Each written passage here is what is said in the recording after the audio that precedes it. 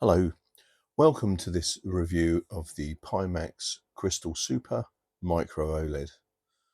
I'm not a reviewer, don't do reviews, and I think if you see in the videos that are on this channel, you can see that I'm not a reviewer. But I have an opinion, and I suppose it might be useful to some if I share some of those opinions with you. And for those people that are, they've already got an OLED, or that they're thinking of ordering one, or they're waiting for it to be delivered, this is just a user case of an owner that's had it since the 15th of January. So I've paid the final outcome and the final outstanding balance, so therefore the headset is now mine. I did actually spend the extra money on an extended warranty, and I've got to say this is my first ever Pimax product. I've never really bought one before. I always looked at them and thought, just too bulky, just too bulky. And although I wear spectacles now, I had laser surgery in 2000, and it's only in the last sort of 5, 6 years, 7 years that I've had to wear glasses just to sort of finesse for reading and for using for computers, but I can actually walk around without glasses on and not bump into anything. So I ordered the micro OLED after seeing some of the videos, and they got me quite excited, especially the whole thing around micro OLED, the real blacks and all that sort of stuff. And some of it might have been how does one put it? It might be a little bit of glitter rather than precious metal. But it got my interest. I used the Quest 3. I like the Quest 3. Didn't like it initially. It took me a long time to get it to sit right. And as you've probably seen from the previous video, my friend Andy comes over and we do some racing and stuff. So both of us have got very different heads. I've got a whopping great big head, and he's got a misshapen head. So whereas mine's too big, his has been too flattened. So therefore, trying to get a headset that suits us both, because most Friday nights Andy's round, and we have a couple of beers and we do some racing and have a bit of fun. And we've been doing that for quite a few years now, back since the CV1. I had a head-mounted display before the CV1. I was actually a DK2 owner. I remember the day when I first played Elite Dangerous, and that really was a moment of coming out of a space station and looking up and looking into the sky. Unfortunately, Frontier have completely ruined that game now, so it's not really good in VR anymore, although I'll probably get some comments to say that it still is. So ordered it on the 1st of October, paid the upfront price, which is a lot of money. I don't need to say how much it is. So, and waited, and thinking I would get it shipped in December and may get it for Christmas. Then suddenly, some of the updates that we got to the point where I just thought, I think I'm being scammed, or that and then of course you read more in Reddit, particularly. I'm very new to Reddit. You can probably tell by my posting and prose style that actually this is a real issue with Pimax and the whole estimates. Oh, we ordered it in March, so you should get it next April then, and things like that. Do you know what I mean? It's going to be a year. So I thought, well, I've spent the money. Got to remember, over £1,000. So that's now spent. So I decided that I would actually cancel my order. So I wrote into the order thing and said, right, I'm going to cancel my order. I'm not, because I don't like being taken for a fool. I don't like being told one thing and then being told another, and then the story changing for the third, the fourth, the fifth, the sixth, then the seventh time. So I pretty much got to a point where I was going to refund. And then I had an email from customers, no, we've seen your order. It's just about to be packaged and it's just about to be sent. And then Christmas come, and Christmas was a great Christmas. We had all the family round, and I didn't do much gaming over the Christmas period. So I sent them an email, I think on the 31st of December or 1st of January, saying, where is it? And suddenly I got an email to say, can you confirm your address? It's like, wow, it's coming. And it was arrived, and it was delivered on Thursday, the 15th of January, which is excellent. So the boxing was okay. It wasn't brilliant. I've seen, if you ever bought the CV1, I thought was packaged brilliantly. The MetaQuest wasn't too bad, but this was okay. It wasn't too bad.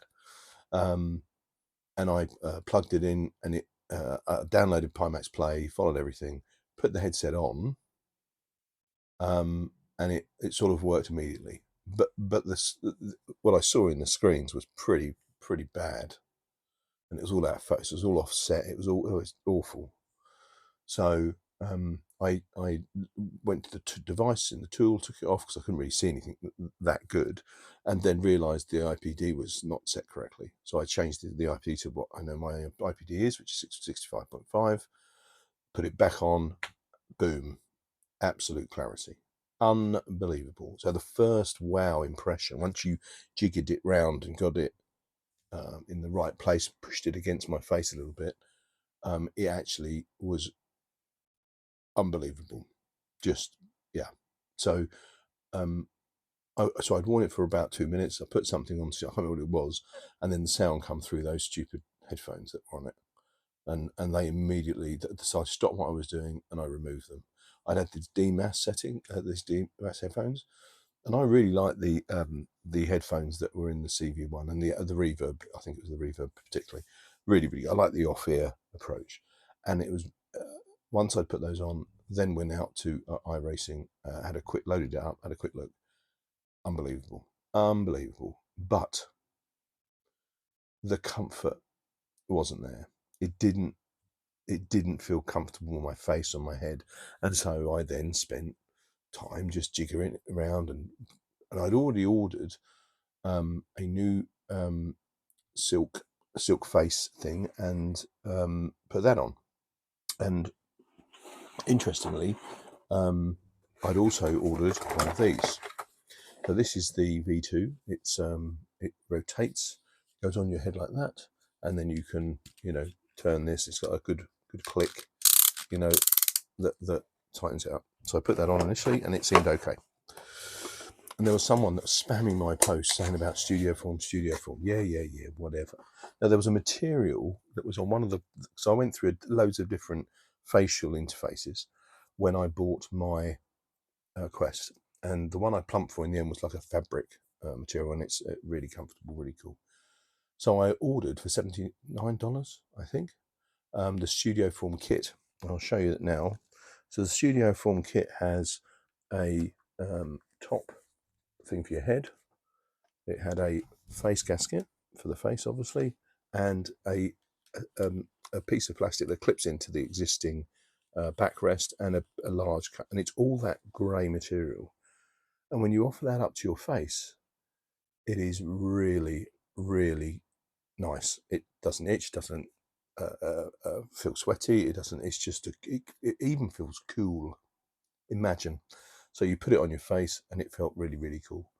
I was really, really impressed with that. So the studio form upgrade, for me, is a no-brainer. In fact, just on those 2 points alone, I would say that actually Pimax should sell it with that as standard, that studio form kit, and they should never ever sell it with those pathetic plastic things. I don't even know what they're called. They're headphones, but I don't even know what they're referred to as, because they are absolute rubbish. So yeah, DMAS should be a standard, and also the studio form or Pimax. Why don't you speak to Studio Form and do a little bit of a deal and offer some percentage off, so any new customers can go to Studio Form and potentially get a few percent off. The nice thing about Studio Form was a handwritten post-it note in the box, and it said, here are some free spaces. So they'd even thrown in some stuff for free. And I love that personal touch. So they're always going to have my business from now on. So really, really good. Really pleased with that. So we've done a load of racing. Andy can't get the headset comfortable on his face completely. The top strap across the top, I've put that back on. So although this is set for my head, this can be tighter to sort Andy's dodgy head out. So now, and he did, on Friday night, he did 3 races, one after the other. One was in the dark, one was with rain. I was wanting to experience all of the graphical effects, because they are jaw dropping. And he actually didn't whine about it. Usually he's a whiner, but he didn't require any cheese and biscuits with that particular wine, because he didn't need it.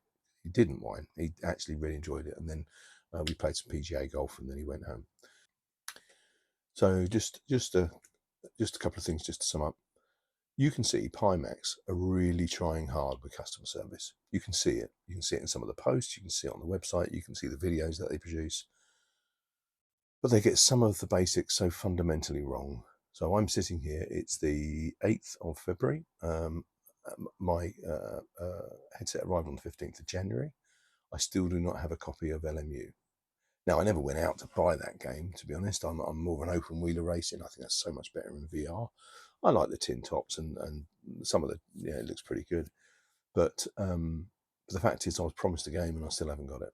I've raised a couple of tickets, still haven't had anything from them, and even DM'd Quaro on the Reddit group for Pimax, yet still nothing. In fact, one of the tickets, I had a very nice, pleasant, and very polite email, obviously not written by AI, but probably was, which said, are you happy for us to now close this ticket? And I still haven't got the game. So it's like the really basic stuff that they're just getting so sometimes horrifically wrong. I learned today to love iRacing again.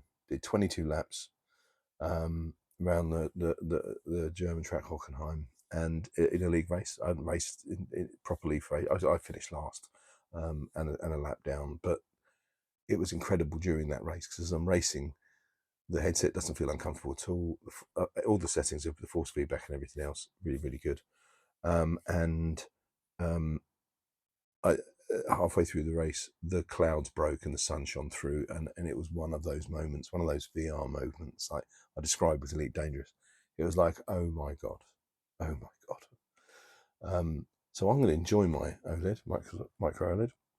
I'm going to keep my eyes on what happens with the Dream Air and see when that gets produced and then sent out, and what people's views are of the product as it's been released. Give it some time for the next version to come out in a few iterations before and I'll almost certainly buy one, but not yet. I've got the Super now. I'm happy with that, and I'm gonna probably get very active back in the online racing scene, the official online racing scene for iRacing. So key things in there that actually, as a head-mounted display, I've not seen anything about glare. The binocular vision is fantastic. I've got no problem with the field of view. I think that's great. I'm learning about the weight and about getting the adjustment right and the balance right. I've got the right interfaces, and I almost forgot, but this is key. This is Hans VR. I've used my driving, my real world these glasses as a prescription, and I had them within 5 days. Were sent to me. Nicely packaged. Got a nice little pouch, and in there is an envelope that has left and right on it, and the lenses are in the headset, obviously. And then just took it to a whole new level. Just boom, and then making ties in. There's I remember the